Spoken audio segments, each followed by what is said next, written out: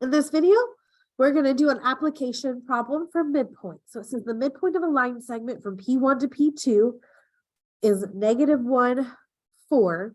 If P1 equals -3, 6, what is P2? All right, so my formula for midpoint is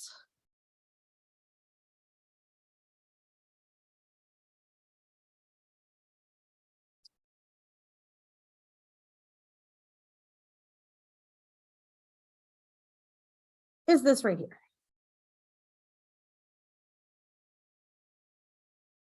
Okay, so it tells me right here that the midpoint of my line segment from P1 to P2 is this right here. So this is my midpoint.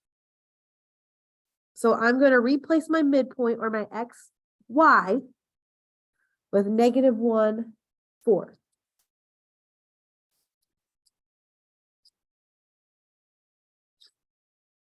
Okay, then it tells me P1 is -3, 6. So this is my X1 and my Y1. And then it's wanting to know what is P2. So that is my X2, X1.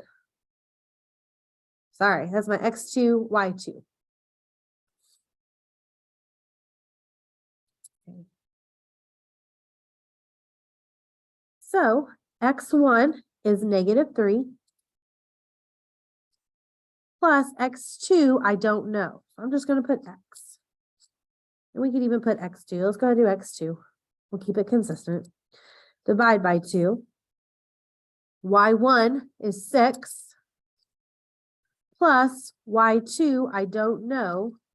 So we'll keep it as Y or Y2 and then divide by 2.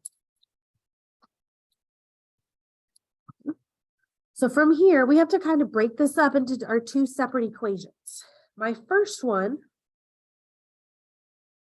is that my X coordinate needs to equal my X's here. So we've got -1 equals -3 plus X2 divide by 2.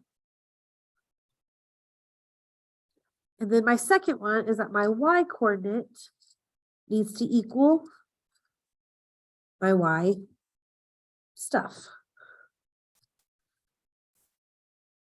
So 4 equals 6 plus Y2 over 2. Okay, so now let's solve for X2 and Y2. So on this first one here, this is all being divided by 2. The opposite of dividing by 2 is to multiply. So those will cancel. -2 equals -3 plus X2. Add your 3, and we have 1 equals my X2.